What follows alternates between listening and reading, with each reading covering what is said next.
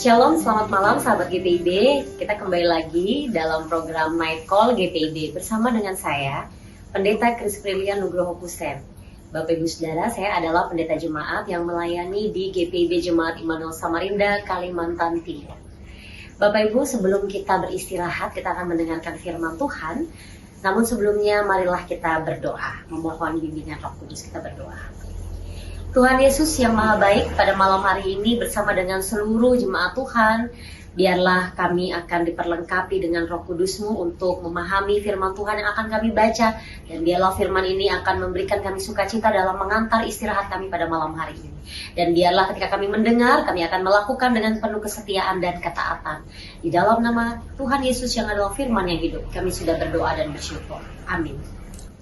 Pembacaan Alkitab pada malam hari ini akan kita baca dari Rut pasal 2 ayat 9 sampai ayatnya yang ke-12 yang menyatakan demikian. Lihatlah ladang tempat mereka menuai dan ikuti perempuan-perempuan itu. Aku telah memperingatkan hamba-hambaku lelaki supaya jangan mengganggumu. Jika engkau haus, pergilah ke tempayan-tempayan dan minumlah air yang dicedok oleh hamba-hamba itu. Lalu Rut sujud menyembah dengan mukanya sampai ke tanah dan berkata kepadanya, mengapa engkau bermurah hati kepadaku dan memperhatikan aku, padahal aku orang asing? Boas menjawab dia, telah diceritakan orang kepadaku segala sesuatu yang kau lakukan terhadap ibu mertuamu sesudah kematian suamimu. Bagaimana engkau telah meninggalkan ayah dan ibumu serta tanah kelahiranmu, lalu pergi kepada bangsa yang dulu tidak kau kenal. Kiranya Tuhan membalas perbuatanmu, kiranya upahmu sepenuhnya dikaruniakan oleh Tuhan Allahmu, Tuhan Allah Israel yang di bawah sayapnya engkau datang berlindung. Demikianlah pembacaan Alkitab. Berbahagialah kita tidak hanya mendengar namun melakukan firman itu siang dan malam. Terpujilah Kristus Maranatha. Saudara-saudara, mungkin kita pernah menanamkan kebaikan kepada orang lain, atau mungkin kita melakukan kebaikan kepada orang lain. Namun kita merasa apakah kebaikan itu berbalik kepada kita? Nah, pertanyaannya, kebaikan itu berbalik kepada kita itu tergantung dari apa yang kita lakukan. Apakah kita melakukan kebaikan itu karena suatu dasar atau suatu tujuan yang tidak baik atau memiliki kepentingan, atau memang kita melakukan kebaikan itu karena Tuhan telah baik kepada kita dan kita otomatis harus melakukan kebaikan. Sama halnya ketika kita menanam bunga atau lombok, tentu yang tumbuh bukanlah tanaman yang lain. Kita menanam bunga yang segar, pasti bunga yang segar juga yang akan bertumbuh. Begitu juga kebaikan. Kebaikan yang kita tanam atau yang kita lakukan, itu juga akan berbalik kepada kita, meskipun melalui orang yang berbeda. Nah, saudara-saudara, dalam perikop ini kita tahu kebaikan Boas, bagaimana Boas menjadi seorang pemimpin atau majikan bagi seluruh hamba-hambanya atau budak-budaknya yang saat itu mempekerjakan diri kepada dia. Dan salah satunya dalam hal ini Rut. Rut bekerja oleh karena kehidupannya bersama dengan mertua perempuannya yang sudah kehilangan keluarga bahkan anak-anak. Dalam hal ini Rut merasa bingung dan heran, kenapa Boas begitu baik dan memperhatikan kehidupan Rut. Itu terlihat di ayatnya yang ke-10 dalam pertanyaannya Rut kepada Boas, mengapa engkau berbelas kasih dan memperhatikan hambamu ini? Dan alasan Boas tidak lain, Bapak Ibu Saudara-saudara, dan tidak ada alasan lain karena Boas mengetahui perbuatan baik yang telah Rut lakukan kepada mertuanya. Bagaimana Rut mau meninggalkan tanah kelahirannya, bagaimana Rut mau meninggalkan keluarganya untuk bisa tetap mengikuti mertua perempuannya yang saat itu dirundung duka. Dari kebaikan yang telah Rut lakukan inilah yang menjadi alasan Boas untuk melakukan kebaikan, melakukan perhatian, sehingga dalam memperkerjakan diri Rut tidak diganggu oleh orang-orang lain di dalam ladang itu. Nah, melalui firman Tuhan ini, Bapak Ibu Saudara-saudara, sikap dari Boas ini merupakan karakter yang baik untuk kita teladani. Dia tidak hanya menjadi majikan atau pemilik ladang yang luas, atau mungkin boleh dikatakan orang yang memiliki kekayaan pada saat itu, tetapi Boas memperhatikan sesama dalam rangka menyatakan kasih Tuhan di tengah-tengah kehidupan manusia melalui keberadaan Rut. Begitu juga dengan Rut. Dalam hal ini kita boleh melihat ada dua pesan firman Tuhan melalui sosok Boas dan Rut. Yang pertama, jadilah seperti Boas. Tetap mau melakukan kebaikan, tetap mau memperhatikan sesama, tanpa kita melihat asal-usul sesama yang saat ini kita jumpai. Boas di sini melihat kebaikan Rut. Dia melihat bagaimana perbuatan-perbuatan Rut kepada orang tuanya atau mertuanya. Sehingga dalam hal ini Boas telah menanam sebuah kebaikan. Dan kebaikan Boas itu tentu akan berbuah dan akan dinikmati oleh dirinya melalui hamba-hambanya yang taat. Jadi hal yang kita teladani dari sikap Boas ini adalah bagaimana kita sebagai manusia mau melakukan kebaikan dan memperhatikan sesama. Karena kadang-kala di dalam kehidupan kita mungkin masih melihat siapa orang yang akan kita perhatikan, dari mana asalnya, bahkan terkadang kasih kita kepada orang lain harus beralaskan sesuatu. Tetapi apa yang dilakukan oleh Boas, kasih dan perhatian, bahkan wujud nyata dia menolong Rut bukan karena alasan yang lain, tetapi karena dia tahu bagaimana kebaikan Tuhan terhadap dirinya, maka Boas juga memperlakukan sesamanya sama seperti Tuhan memperlakukan dirinya. Kemudian hal yang kedua yang kita teladani yaitu dari sikap Rut. Bagaimana Rut mau hadir dalam kedukaan, dalam kesedihan mertuanya. Dan disinilah Rut menjadi sosok sebagai menantu yang sangat-sangat berbakti kepada mertuanya. Di sisi lain juga sebagai perempuan, Rut mau bekerja keras mencari nafkah melalui ladang Boas. Dan disinilah Rut sedang menanam sebuah kebaikan. Entah kebaikan itu akan berbuah atau tidak, tetapi tugas Rut di sini adalah dia melakukan kebaikan.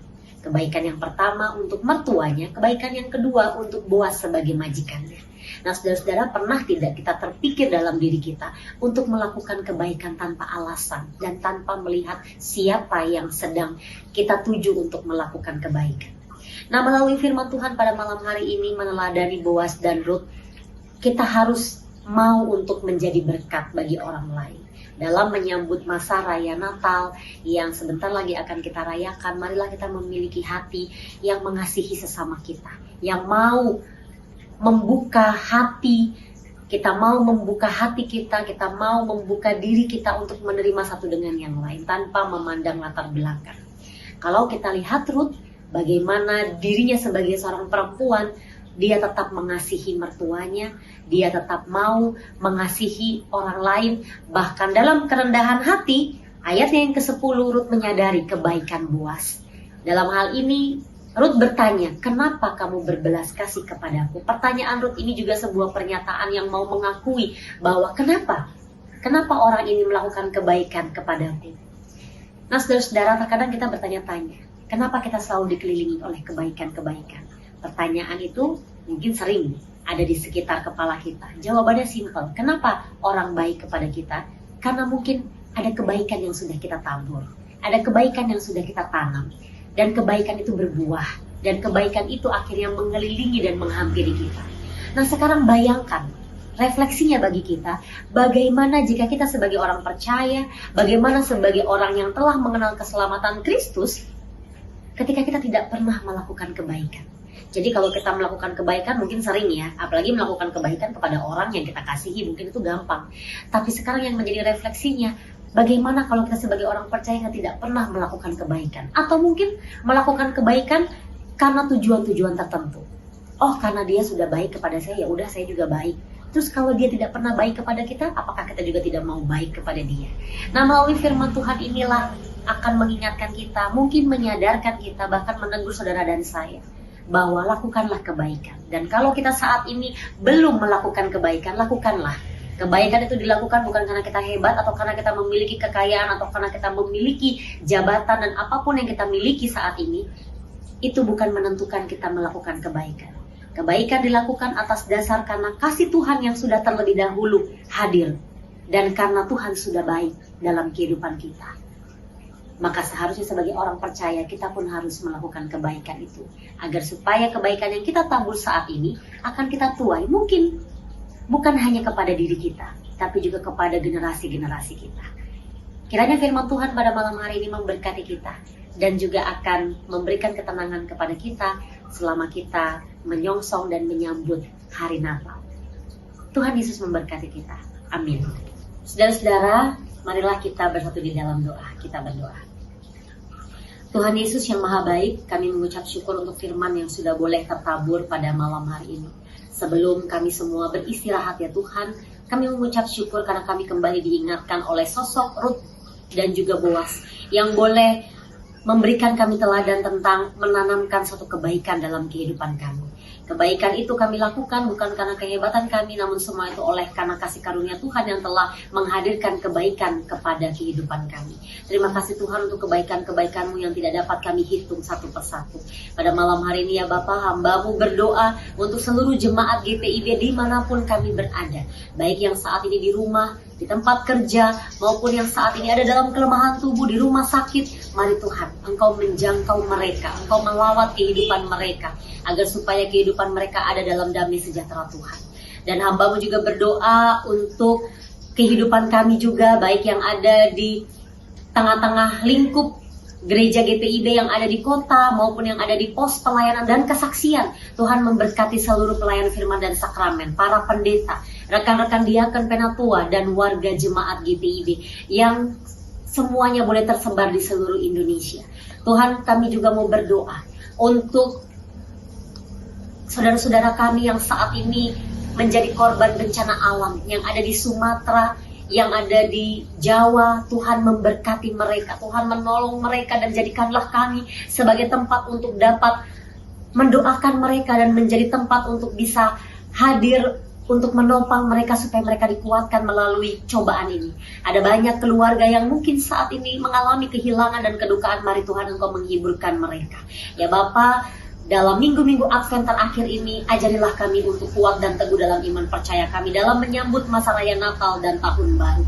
Kiranya damai sejahtera Tuhan, sukacita Tuhan berada di tengah-tengah kehidupan kami. Tuhan berkati keluarga kami, berkati setiap pelayanan, pekerjaan, kesaksian kami. Terkhusus hamba-Mu berdoa untuk Departemen Teologi, Departemen Inforkom, Litbang yang sudah boleh memfasilitasi program Night Call GPIB pada malam hari ini, dan ini menjadi suatu berkat untuk seluruh jemaat GPIB, bahkan di luar GPIB yang sudah boleh menyaksikan dan mendengarkannya. Kiranya kami semua diberkati Tuhan. Pergumulan dan tantangan apapun yang saat ini menjadi suatu halangan dalam kehidupan kami, mari Tuhan Engkau kiranya memberikan kami kekuatan untuk menghadapi tantangan itu. Dan setiap harapan, kerinduan kami, Tuhan nyatakan seturut waktu dan tangan pengasihan Tuhan, agar supaya kami mau dikuatkan dan kami selalu diyakinkan oleh setiap janji-janji yang Tuhan akan genapi sesuai dengan waktu dan kehendak Tuhan.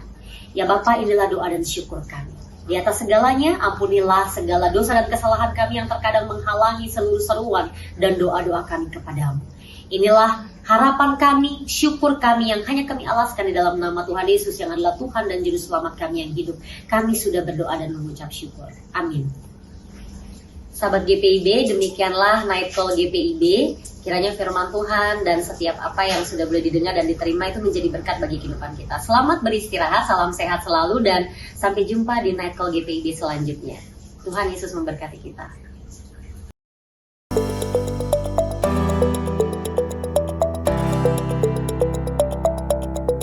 Halo sahabat GPIB, tidak terasa kita akan segera memasuki tahun pelayanan yang baru tahun 2026 nih. Untuk membantu kita dalam melangkah dan mewujudkan asa dan harapan sebagai gereja dan umat Tuhan, maka apa yang kita perlukan sudah tersedia loh dalam agenda kerja GPIB 2026. Apa saja yang bisa kita dapatkan dalam agenda ini? Di dalamnya kita dapat mengetahui yang pertama kalender gerejawi sepanjang tahun dan hari-hari penting nasional. Kedua, simbol-simbol liturgi GPIB dan pemaknaannya. Lalu ada bacaan dan renungan sepanjang tahun. Terdapat juga visi dan misi GPIB memasuki PKUPPG ketiga. Dan masih banyak lagi. Nah, sahabat GPIB sudah bisa mendapatkannya dengan membeli seharga Rp70.000 per buku agenda. Yuk kita pesan sekarang agenda kerja 2026 GPIB di call center Biro Penerbitan GPIB sebagai berikut. Yuk pesan sekarang.